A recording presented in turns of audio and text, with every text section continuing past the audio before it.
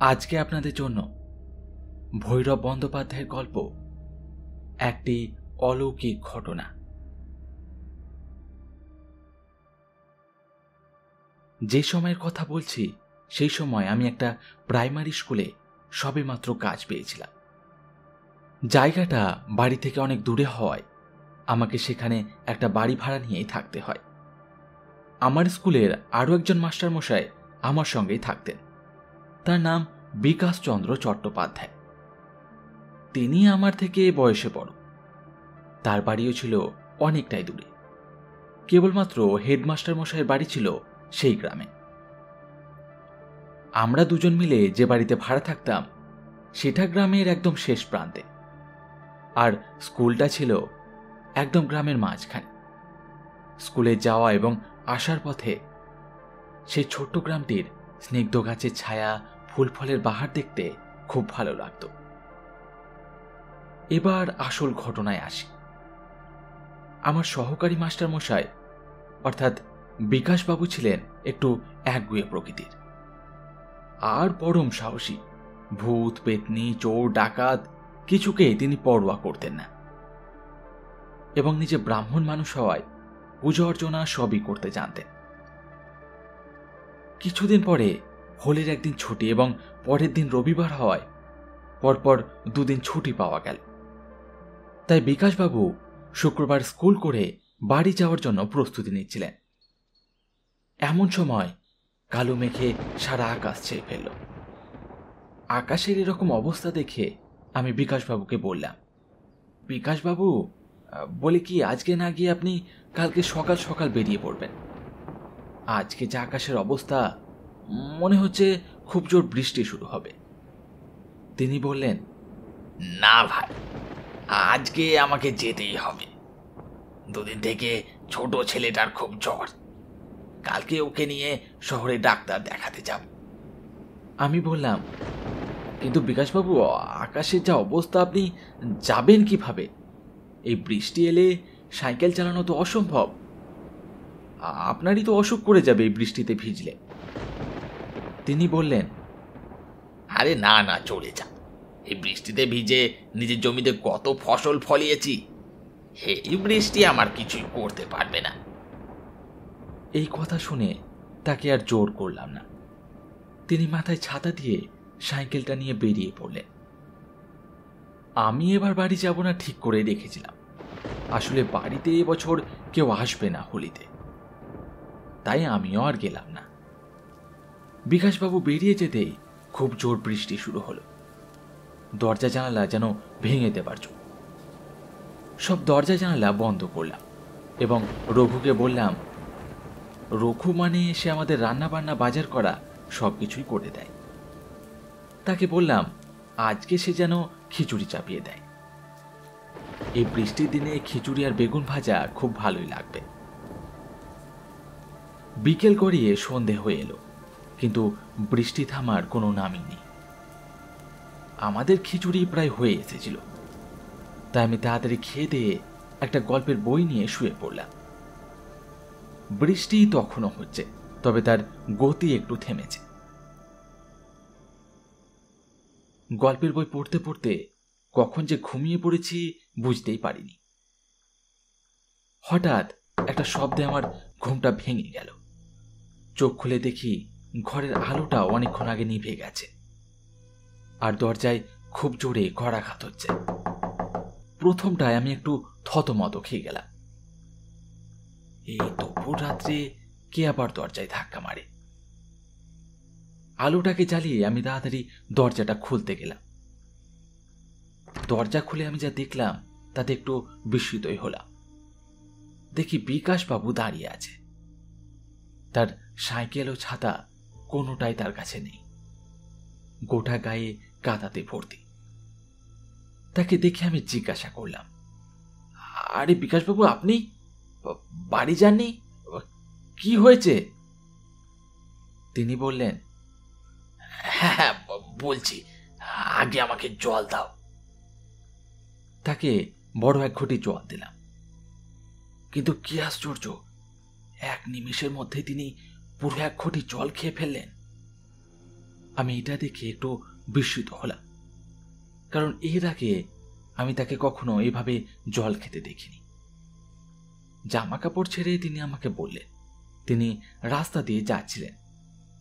তখন প্রায় মাঠের কাছে এসে পড়েছেন। মাঠের ধার দিয়ে যাওয়ার পথে একটা পুরনো জমিদার আমলের বাড়ি পড়ে। বাড়িটি প্রায় অনেক দিনের পুরনো। সেই পথ দিয়ে যাওয়ার সময় তিনি যখন ওই বাড়িটির সামনে দিয়ে যাচ্ছিলেন, হঠাৎ একটা দমকা হওয়ায় সেই বাড়ির রাস্তার দিকের পাঁচিলটা হঠাৎ ভেঙে পড়ে। একটুর জন্যই তিনি প্রাণ রক্ষা পান, তবে তার মাথায় একটু চোট লাগে, কিন্তু সাইকেলটা সেই পাঁচিলের তলাতেই পিষে যায়। দেখলাম তার মাথায় একটা ছোট ক্ষত হয়েছে। হঠাৎ ঘড়ির দিকে আমার চোখ পড়ল, প্রায় রাত 1টা। তার কথা শুনতে শুনতে মনে মনে ভাবতে লাগলাম, এইটুকু পথ আসতে তার এত সময় লাগলো। তিনি আমাকে অন্যমনস্ক দেখে জিজ্ঞাসা করলেন, কি হয়েছে? কি তুমি কি ভাবছো বলো তো? আমি তখন থাকতে না পেরে তাকে তার দেরি হওয়ার কারণ জিজ্ঞেস করলাম। তিনি আমার মুখের দিকে তাকালেন এবং একটু থতমত খেয়ে বললেন, আসলে এই দুর্ঘটনার জন্য আমি রাস্তা ভুল করেছিলাম। ভুল করে পাশের গ্রামের দিকে চলে গিয়েছিলাম, তাই আবার ঘুরে আসতে আমার এতটা সময় লাগলো। তিনি কিছু খাবেন নাও বললেন, তাই আমি তাকে আর কিছু না বলে শুয়ে পড়তে বললাম এবং নিজেও শুয়ে পড়লাম। পরের দিন হোলির ছুটি ছিল। আমার আসলে মাছ ধরার খুব শখ, তাই আমি আগে থেকেই ঠিক করে রেখেছিলাম হেডমাস্টার মশাইয়ের বাড়ির যে পুকুরটা আছে সেখানে গিয়ে মাছ ধরব। বিকাশবাবুও খুব ভালো মাছ ধরতে পারে, তাই তাকেও যেতে বললাম। কিন্তু তিনি বললেন তার শরীরটা নাকি ভালো লাগছে না, দুর্ঘটনার পর থেকে শরীরে ভালো জোর পাচ্ছেন না, তাই তিনি শুয়েই থাকবেন। আমি রঘুকে রান্নার দায়িত্ব দিয়ে বেরিয়ে পড়লাম।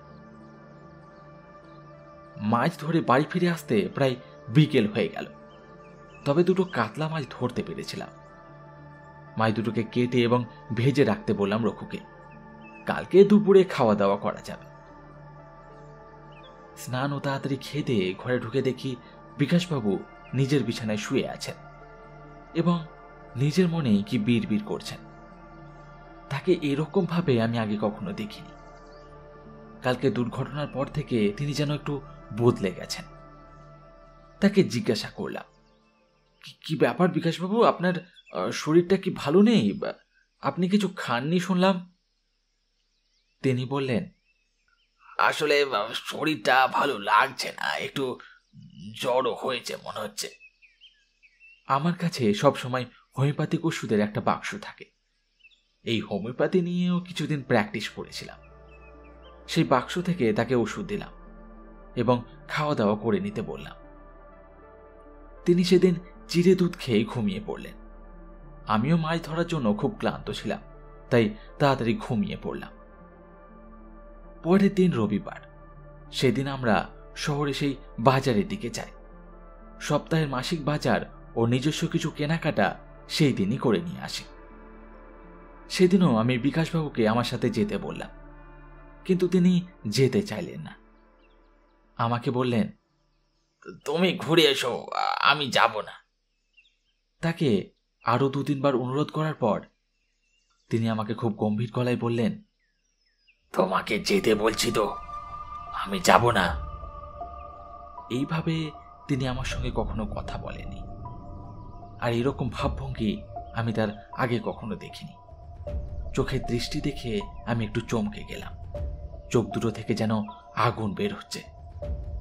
তাই তাকে আর কিছু বললাম না। ঘর থেকে বেরোতে যাব, হঠাৎ রান্নাঘর থেকে রঘুর চিৎকার। তাতে রান্নাঘরে গিয়ে দেখি, আর যা দেখি তাতে আমি অবাক হয়ে যাই। রান্নাঘরের পাশে একটা গাছের ডালে ছিল একটা পাখির বাসা। রান্নাঘরের মেঝেতে সেই পাখির ছিন্ন ভিন্ন দেহটা পড়ে আছে। কেউ যেন তাকে নৃশংসের মতো হত্যা করেছে এবং চুষে খেয়েছে তার রক্ত। প্রথমে ভাবলাম এটা বিড়ালের কাজ হবে, তবে রান্নাঘরে রাখা মাছগুলো সেই একইভাবে পড়ে থাকতে দেখে একটু হতভম্বই হলাম। আর কিছু না ভেবে আমি শহরের বাজারের দিকে অগ্রসর হলাম। পথে যেতে যেতে দেখলাম সত্যিই তাই, পুরনো বাড়ির প্রাচীরটা ভেঙে পড়ে আছে রাস্তার উপর। তার নিচে সাইকেলটাও পড়ে রয়েছে। প্রাচীরের কিছুটা ভেঙে রাস্তাটা পরিষ্কার করা হয়েছে, তবে সাইকেল পর্যন্ত প্রাচীরটা ভাঙা যায়নি। বাজার থেকে কেনাকাটা করে আমি ওই দুপুর নাগাদ বাড়ি ফিরে এলাম। ঘরে ঢুকে দেখি বিকাশবাবু সেই একইভাবে বসে আছেন আর চেয়ে আছেন জানলার দিকে, ওই মাঠের কাছে বটগাছের ওপর বসে থাকা সেই পাখিগুলোর দিকে। তবে তার চাহনি যেন অন্যরকম। সেই চাহনিতে সেই পাখিদের প্রতি কোনো ভালোবাসা নেই, আছে এক হিংস্রতার ভাব। আমি তাকে ডাকতেই তিনি হঠাৎ যেন ঘোর থেকে ফিরলেন এবং আমার দিকে তাকিয়ে বললেন, ও তুমি খাওয়া দাওয়া করে নাও, খাওয়া দাওয়া করে নাও। খাওয়া দাওয়া করে আমি ঘরে যেতেই তিনি হঠাৎ করে বেরিয়ে পড়লেন। আমি তাকে জিজ্ঞাসা করলাম, কি ব্যাপার বিকাশবাবু, এই দুপুরবেলা আপনি কোথায় যাবেন? তিনি বললেন, আসলে মুখুজ্জে বাবু ডেকেছেন, তিনি বাড়িতে পূজা অর্চনা করবেন, তাই কথা বলার জন্য। তিনি বেরিয়ে গেলেন। আমি বিছানায় বসে একটা গল্পের বই নিয়ে পাতা উল্টাতে লাগলাম। বিকাশবাবু ফিরলেন ঠিক সন্ধ্যের আগে। তার মুখের চেহারার অনেক পরিবর্তন হয়েছে, তাকে খুব হাসি খুশি দেখালো। আমি জিজ্ঞাসা করলাম, কি ব্যাপার বিকাশবাবু, পুজোটা কি খুব বড় করেই হবে নাকি? দক্ষিণাটা মনে হয় ভালোই পাবেন দেখছি।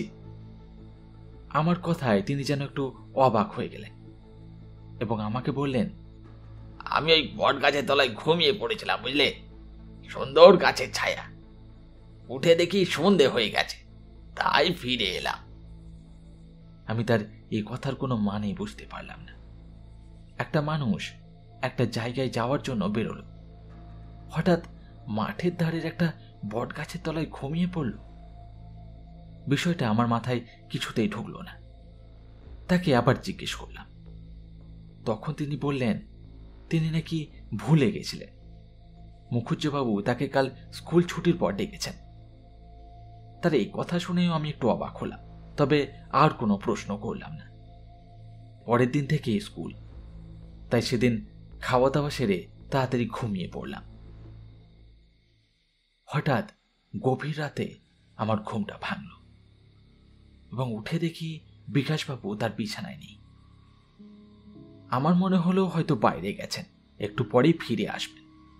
বিছানায় শুয়ে এপাশ ওপাশ করতে লাগলাম, কিন্তু কিছুতেই ঘুম আসছিল না। হঠাৎ একটা আওয়াজ শুনতে পেলাম, যেন কোনো পাখির দল মৃত্যু যন্ত্রণায় চিৎকার করছে। জিনিসটা শুনে একটু কেমন মনে হলো। রান্নাঘরের পাখির মরে যাওয়ার কথাটাও মনে পড়ল। তারপর কখন ঘুমিয়ে পড়েছি জানি না। সকালে উঠে দেখি বিকাশবাবু ঘুমোচ্ছেন। স্কুলের জন্য তাকে ঘুম থেকে তুলে দিতে গিয়ে একটা আশ্চর্য জিনিস দেখলাম। তার মুখের কোণায় হালকা রক্তের দাগ, আর জামাটার উপরেও ফোঁটা ফোঁটা রক্তের দাগ পড়ে আছে। জিনিসটা দেখে আমি হতভম্ব হয়ে গেলাম। কালকে রাত্রে সেই পাখিদের মৃত্যু যন্ত্রণার আওয়াজ, রান্নাঘরে পাখিটির মৃত্যু, তার সাথে কি এই রক্তের দাগের কোনো মিল আছে? জিনিসটা আমার মাথার মধ্যে ঘুরপাক খেতে লাগলো।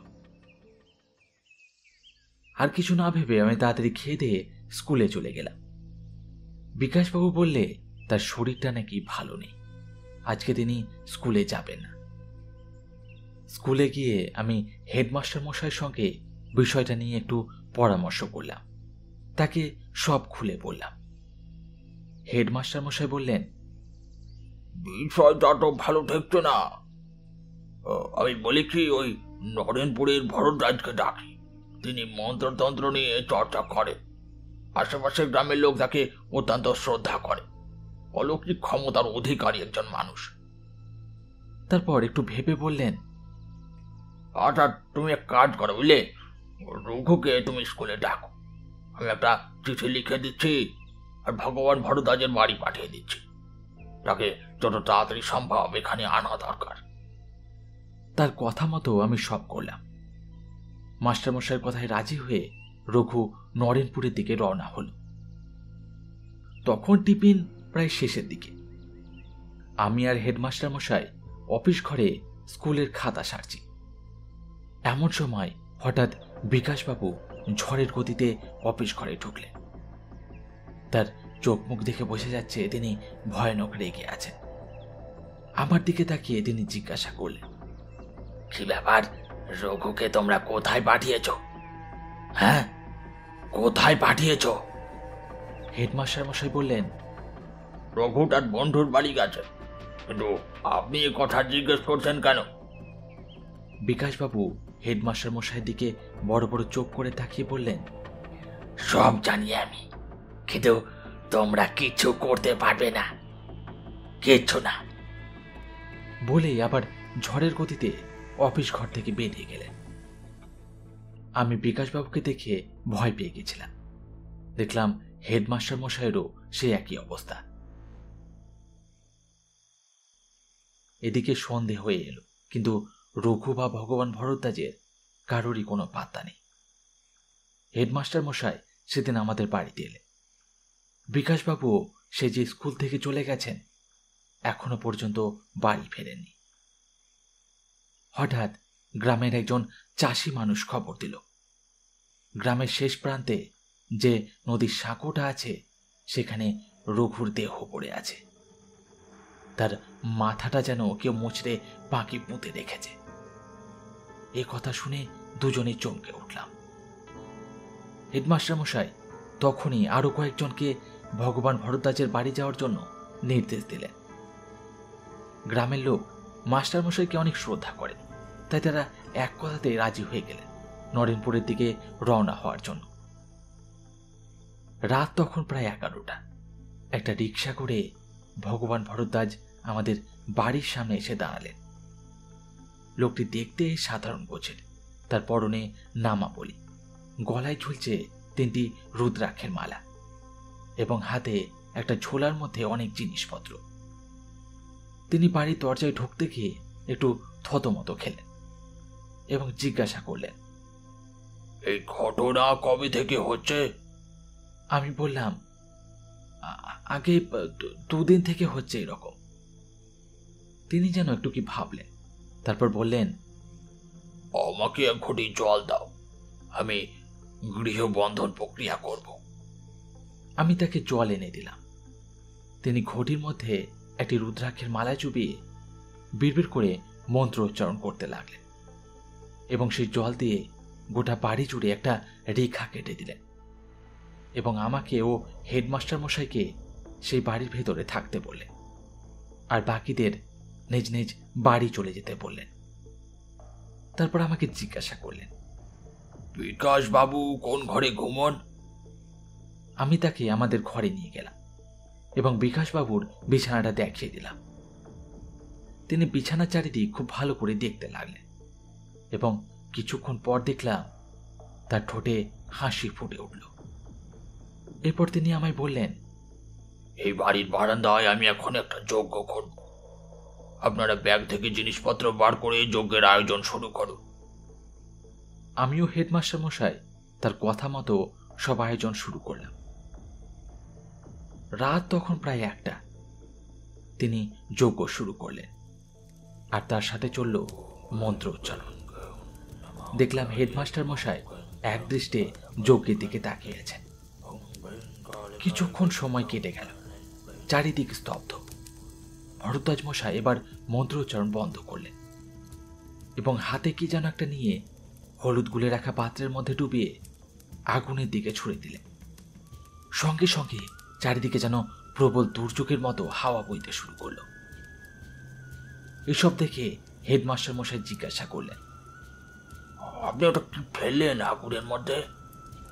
তিনি মুচকি হেসে বললেন, বিকাশ বাবুর মাথার চুপ, এবার তাকে আসতেই হবে। আপনারা মনে মনে ঈশ্বরকে ডাকুন, আমি যেন বিকাশবাবুর প্রাণটা রক্ষা করতে পারি। দুজনেই একে অপরের দিকে তাকিয়ে রইলাম, কিন্তু কেউ কাউকে কিছু বললাম না। এদিকে সেই দুর্যোগ এত প্রবল যে ঘর বাড়ি উড়িয়ে দেবার জন্য। কিন্তু আশ্চর্যের বিষয়, সেই দুর্যোগ আমাদের বাড়ির সীমানার মধ্যে প্রবেশ করছে না। হঠাৎ বিকাশবাবু আমাদের বাড়ির সামনে এসে দাঁড়ালেন। তার চোখ মুখ দেখে মনে হচ্ছে তিনি যেন অন্য মানুষ। ভগবান ভরদ্বাজের দিকে এক দৃষ্টে তাকিয়ে রইলেন।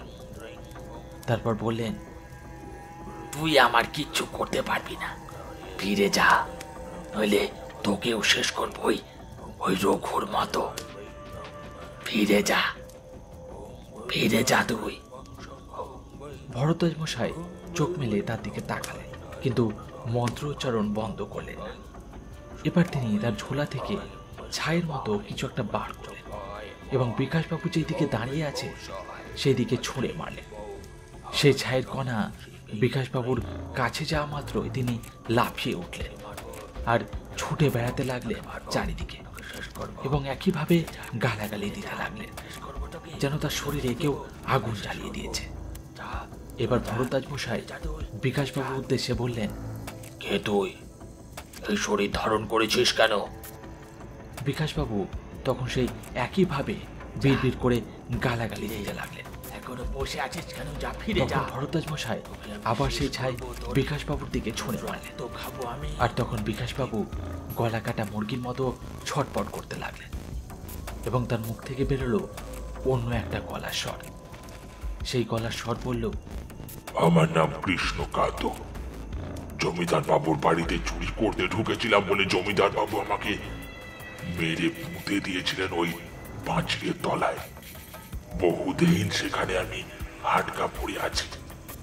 সেদিন ওই লোকটা কোনো ক্রমে মৃত্যুর হাত থেকে রক্ষা পায়, কিন্তু সেই পাঁচিলে তার রক্তের দাগ লেগে যায়। সেই সুযোগে আমি তার শরীরে ঢুকি। একে আমি ছাড়বো না, ছাড়বো না, একে ছাড়বো না। ভরদ্বাজ মশাই রেগে বললেন, আমার সামনে নিম্ন শ্রেণীর একটা আত্মার এত আস্পর্ধা! দাঁড়া, তোকে দেখাচ্ছি মজা, দাঁড়া। এবং আবার মন্ত্র উচ্চারণ করতে লাগলেন।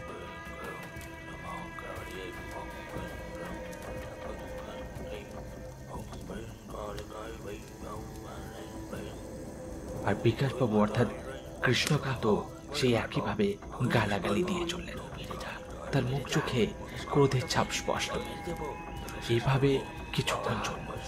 তারপর ভরদ্বাজ মশাই একটা রুদ্রাক্ষ নিয়ে মন্ত্র উচ্চারণ করলেন এবং হঠাৎ কৃষ্ণকান্তের দিকে ছুঁড়ে মারলেন এবং বিকাশবাবুও হঠাৎ করে অজ্ঞানের মতো হয়ে গিয়ে পড়ে গেলেন মাটিতে। আর তার সাথে দেখলাম একটা নীল আলো বিকাশবাবুর শরীর থেকে বেরিয়ে এলো এবং আকাশের দিকে যেতে যেতে কোথায় মিলিয়ে গেল।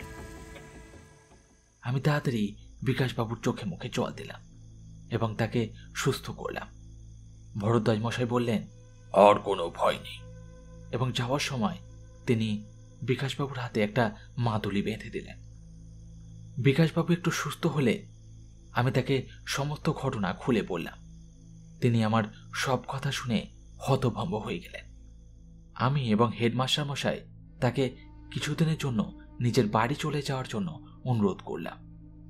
সেই দিনের পর থেকে সবকিছু আগের মতোই স্বাভাবিক হলো।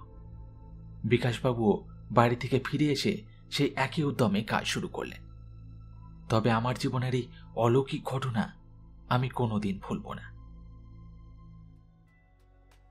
শুনছিলেন ভৈরব বন্দ্যোপাধ্যায়ের গল্প একটি অলৌকিক ঘটনা। আজকের গল্পটি আপনাদের ভালো লাগলে অবশ্যই একটি লাইক করবেন এবং আমার গল্প পাঠ আপনার কেমন লাগছে অবশ্যই কমেন্ট করে জানাবেন। দেখা হবে পরের গল্পে। ধন্যবাদ।